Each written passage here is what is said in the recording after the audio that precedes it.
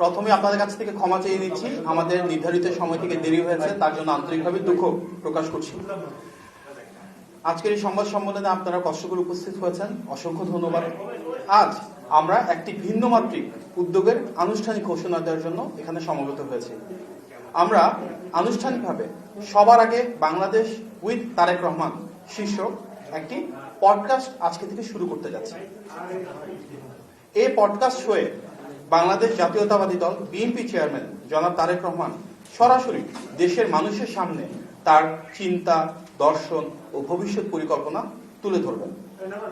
এই আয়োজনে জনগণের সাথে সরাসরি ও নিয়মিত সংলাপের একটি ঐতিহাসিক উদ্যোগ।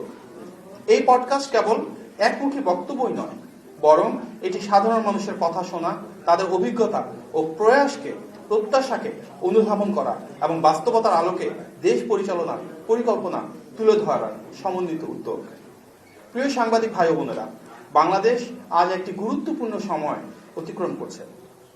নির্বাচনকে কেন্দ্র করে দেশের জনগণ আর কোনো অবাস্তবায়নযোগ্য ফাঁকা বুলি শুনতে চান না, মিথ্যা আশ্বাস প্রত্যাশা করেন না।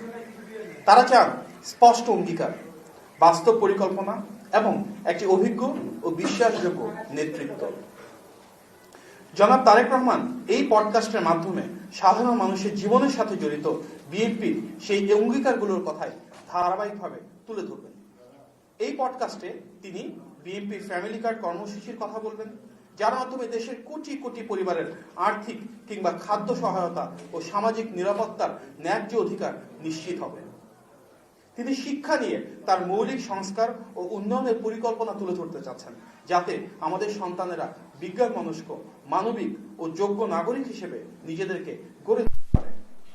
এছাড়াও তিনি ধর্মীয় কল্যাণমূলক উদ্যোগগুলোর কথা ব্যাখ্যা করবেন, যেখানে সব ধর্মের মানুষ সমান মর্যাদা, নিরাপত্তা ও স্বাধীনতা উপভোগ করবেন। কারণ আমরা বিশ্বাস করি বাংলাদেশ কারো একার না, এই বাংলাদেশ আমাদের সবার। এই পডকাস্টের মাধ্যমে জনাব তারেক রহমান পরিবেশ রক্ষায় নদী, খাল খনন ও পুনঃখনন সহ পানি ও বর্জ্য ব্যবস্থাপনা নিয়ে তার পরিকল্পনার কথা বলবেন।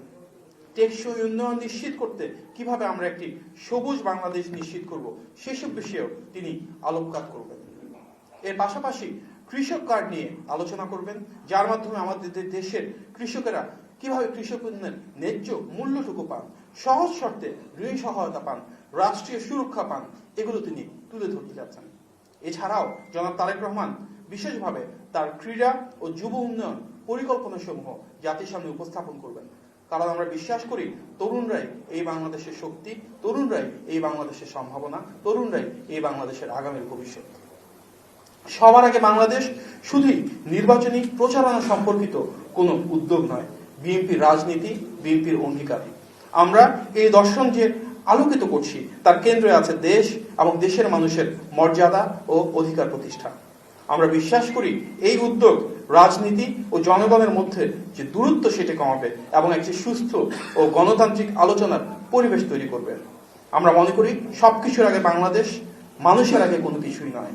আর সেই বাংলাদেশের কথা উঠে আসবে সবার আগে বাংলাদেশ উইথ তারেক রহমান এই পডকাস্টের মাধ্যমে। আমি আমার প্রিয় সহকর্মীবৃন্দ এবং ঐতিহাসিক এই আয়োজনের সাথে যারা রয়েছেন তাদেরকে ধন্যবাদ জানাচ্ছি। আমাদের এখানে জোবায়ের বাবু ভাই রয়েছেন, আমি ওদেরকে আহ্বান জানাবো এখানে এসে কিছু কথা বলবার জন্য, এবং আমাদের এই পডকাস্টের ছোট্ট একটা ভিডিও রয়েছে যেটা দেখতে পারবেন আপনারা। ধন্যবাদ।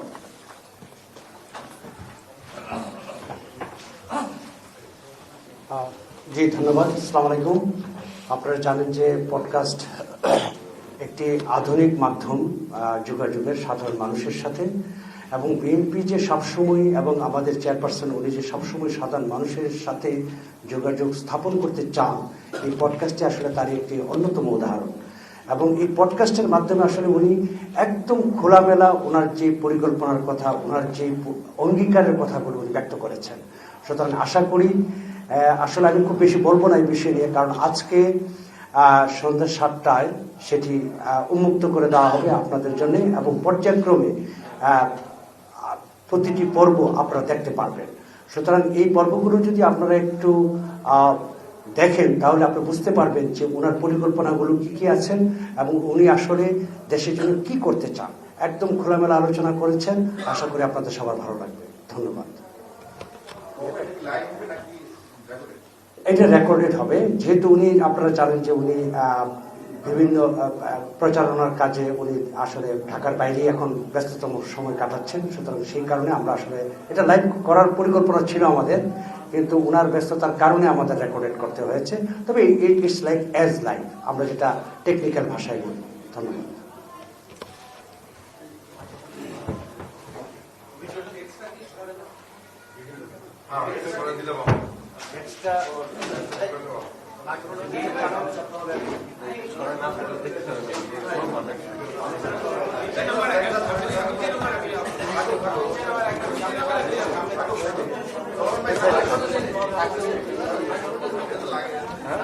দেখতে পারবেন না তো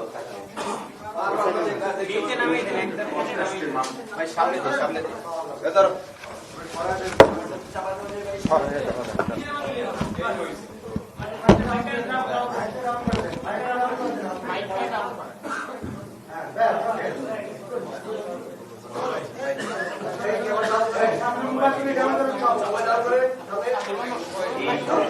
পডকাস্টের মাধ্যমে বিএনপি চেয়ারম্যান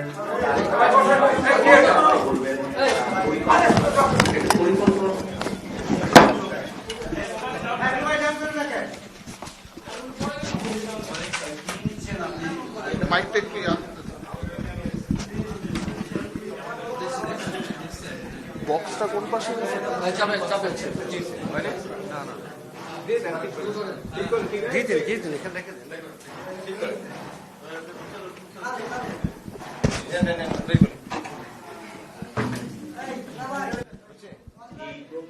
পডকাস্টের মাধ্যমে বিএনপির চেয়ারম্যান তারেক রহমান বিস্তারিত বলবেন তার পরিকল্পনার কথা। একটা পরিকল্পনার কথা আপনাদের সামনে তুলে ধরতে চাই। এই কার্ডটার নাম আমরা দিয়েছি ফ্যামিলি কার্ড, কৃষক কার্ড। শিক্ষাই হচ্ছে জাতির মেরুদণ্ড। আগামীর বাংলাদেশ বিনির্মাণে তার প্রতিশ্রুতির কথা, তার অঙ্গীকারের কথা। আমরা প্রথমে গুরুত্ব দিতে চাই প্রাইমারি স্কুলের যে শিক্ষক আছেন সেই শিক্ষকদের ট্রেনিং এর উপরে।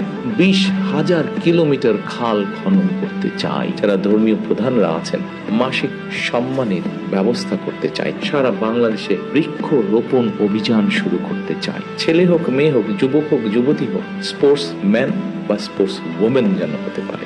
সবার আগে বাংলাদেশ উইথ তারেক রহমান। দেখতে চোখ রাখুন ফেসবুক, ইউটিউব সহ সকল সোশ্যাল মিডিয়ায়। সবার আগে বাংলাদেশ।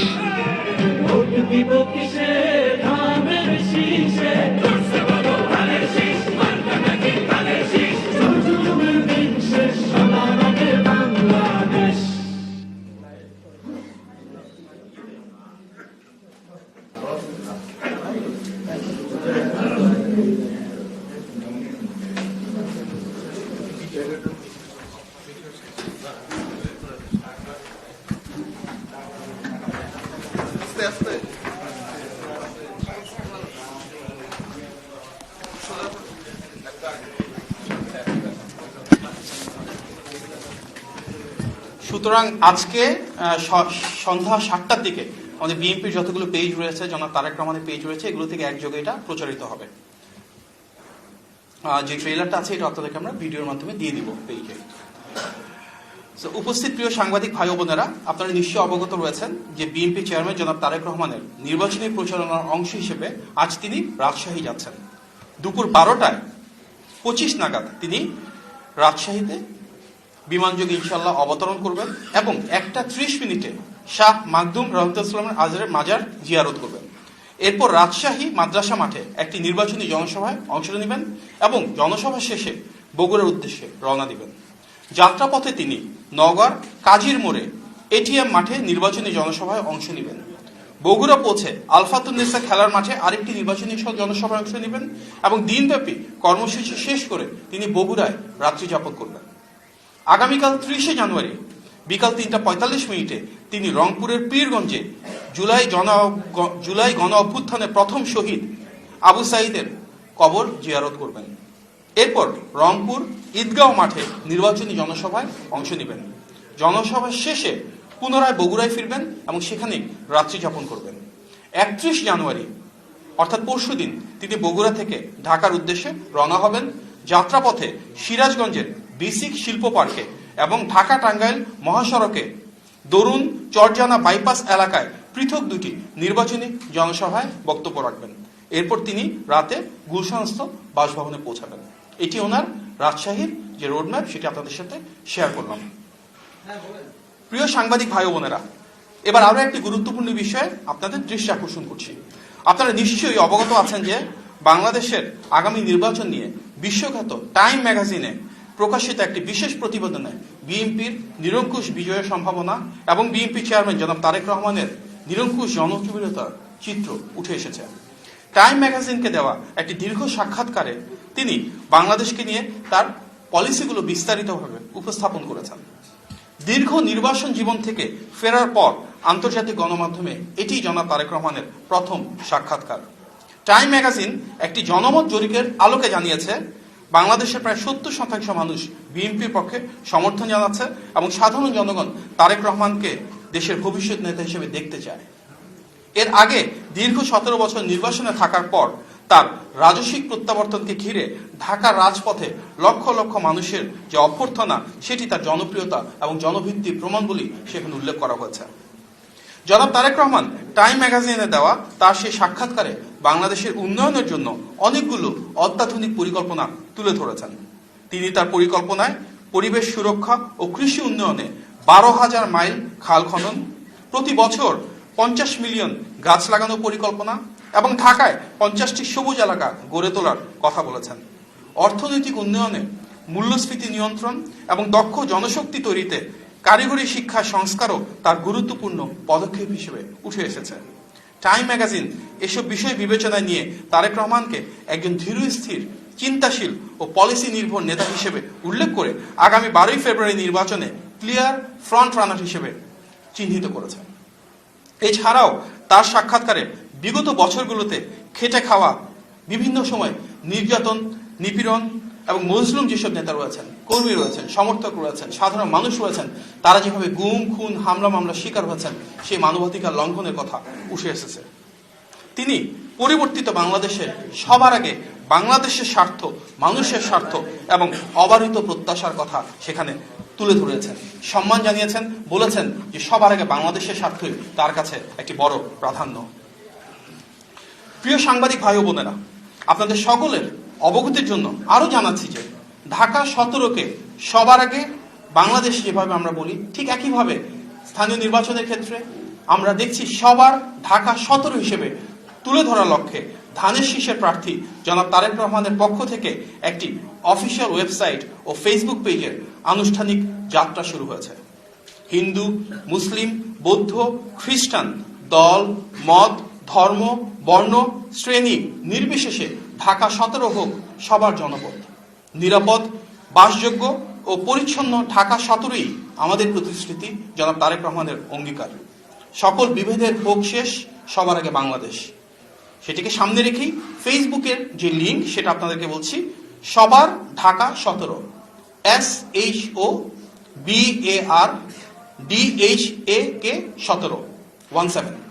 সুতরাং সবার ঢাকা 17 এটি আনুষ্ঠানিকভাবে ঢাকা 17 আসনে জনাব তারেক রহমানের নির্বাচনী ক্যাম্পেইনের ফেসবুক পেজ, ওয়েবসাইটটাও তার সাথে মিলিয়ে SHOBAR সবার ঢাকা DHAK 17 সবার ঢাকা 17.com এবং এটি একটা ইনস্টাগ্রামও রয়েছে, সেটার account number same SHOBAR DHAK 17। সুতরাং সবার ঢাকা 17 দিয়ে আমাদের ডিফারেন্ট ফেসবুক পেজ আছে, ইনস্টাগ্রাম অ্যাকাউন্ট আছে এবং একটি ওয়েবসাইট আছে। আপনাদের সবাইকে আন্তরিকভাবে ধন্যবাদ, কষ্ট করে সময় দিয়েছেন।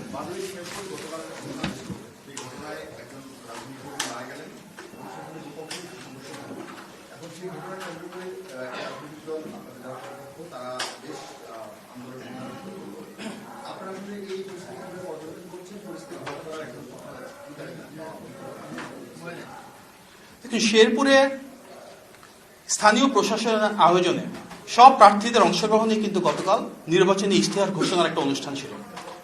সেখানে প্রত্যেকটা দলের জন্য সুনির্দিষ্ট আসন ছিল যেখানে তারা বসবেন।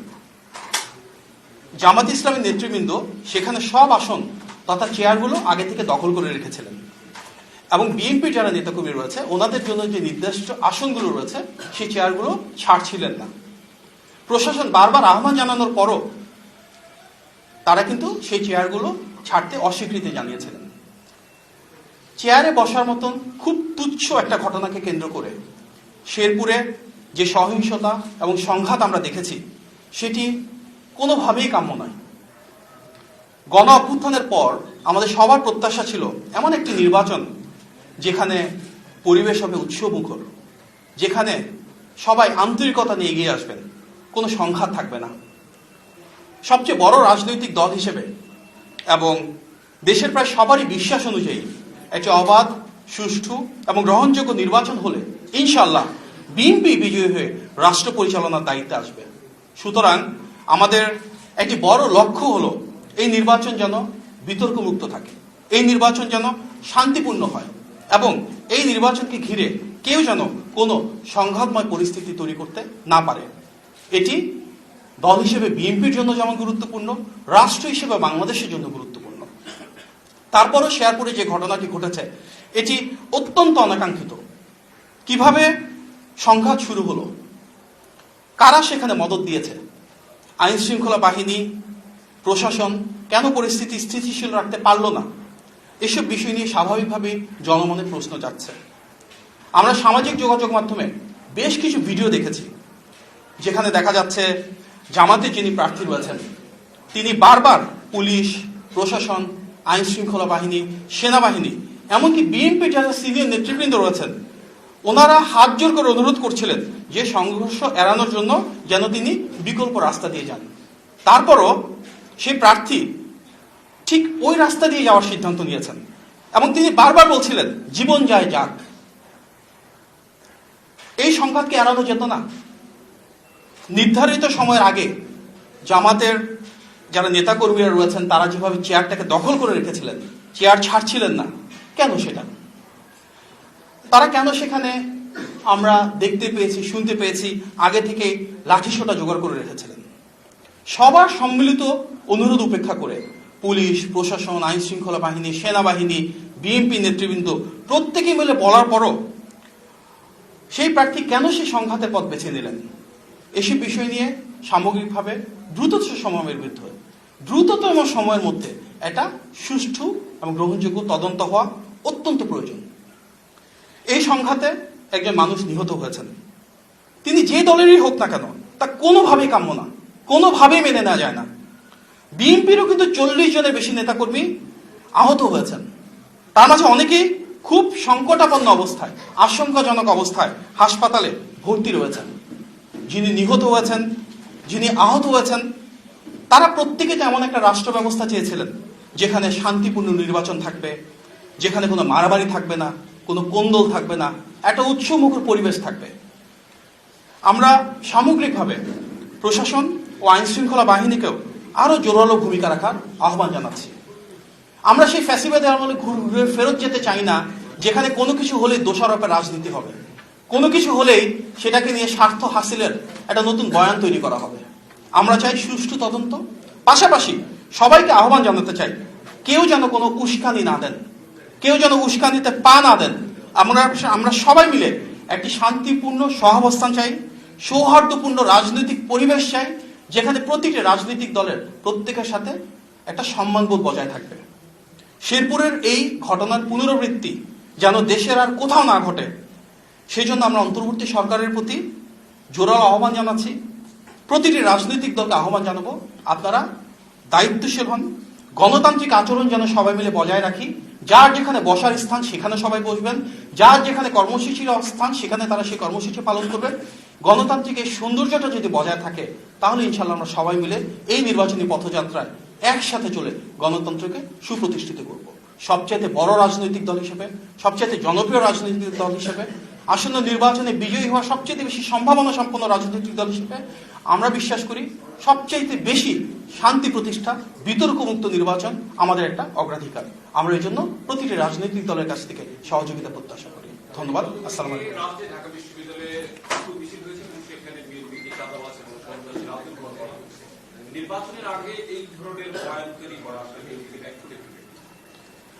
দেখুন, এই ধরনের অপ্রাসঙ্গিক বয়ান যেখানে আমরা দেখলাম শেরপুরে একটা বিষয় ঘটেছে, সেটাকে কেন্দ্র করে ঢাকাতে একটা সংঘাতের সাথে চাঁদাবাজির কি সম্পর্ক আমরা জানি না। তার মানে যখন সংঘাতকে কেন্দ্র করে চাঁদাবাজির কথা বলা হয়, সেখানে শীর্ষ নেতৃত্বকে জড়ানোর একটা বয়ান তৈরি করা হয়, অবশ্যই এগুলো উদ্দেশ্য প্রণোদিত। আমরা তো ইতিবাচক রাজনীতি চাই। দোষারোপের রাজনীতি, ফ্যাসিবাদের সাথে সাথে মূলোৎপাটন হবে, সেটা আমাদের প্রত্যাশা। সুতরাং আগামী বাংলাদেশে আমরা সবার কাছ থেকে সেই পারস্পরিক সম্মানবোধটুকু প্রত্যাশা করি। কেউ যদি চান যে একটা ঘটনা ঘটলো এবং তার সাথে সাথে সেটাকে ভিত্তি হিসেবে ব্যবহার করে কিভাবে রাজনৈতিক স্বার্থ হাসিল করা যায়, সেটি কোনোভাবেই কারো কাম্য নয়। ধন্যবাদ। আসসালামু আলাইকুম।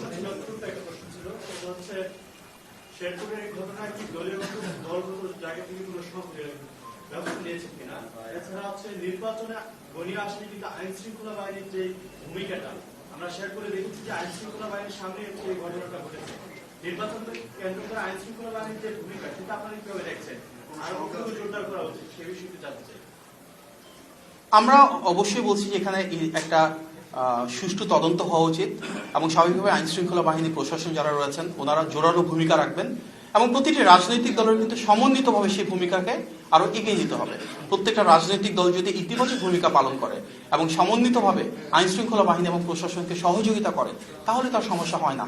আমরা দেখেছি গতকালকে আইন শৃঙ্খলা বাহিনী, প্রশাসন, সেনাবাহিনী ওনারা বারবার অনুরোধ করছিলেন যেন বিএনপি নেতাকর্মীদের জন্য নির্ধারিত স্থানে তাদেরকে বসতে দেওয়া হয়, কিংবা একটা নির্দিষ্ট পথ পরিহার করে যেন ভিন্ন রাস্তায় যাওয়া হয়। ওনাদেরকে যদি সব রাজনৈতিক দল এভাবে সহযোগিতা করতো, তাহলে এই ধরনের অনাকাঙ্ক্ষিত এবং খুব দুঃখজনক ঘটনাগুলো আর পুনরাবৃত্তি হবে না। সুতরাং একই সাথে আমরা অন্তর্বর্তী সরকারকে আহ্বান জানাবো আইন শৃঙ্খলা পরিস্থিতি যেন জোরদার হয়। একই সাথে আমাদের বর্তমানে যারা ভিন্ন ধরনের রাজনীতিতে আমাদের বিরুদ্ধে অবস্থান নিচ্ছেন ওনাদেরকে আহ্বান জানাবো যেন আরো বেশি দায়িত্বশীল হন এবং প্রশাসনকে সর্বোচ্চ সহযোগিতা করেন। ধন্যবাদ। আসসালামু আলাইকুম।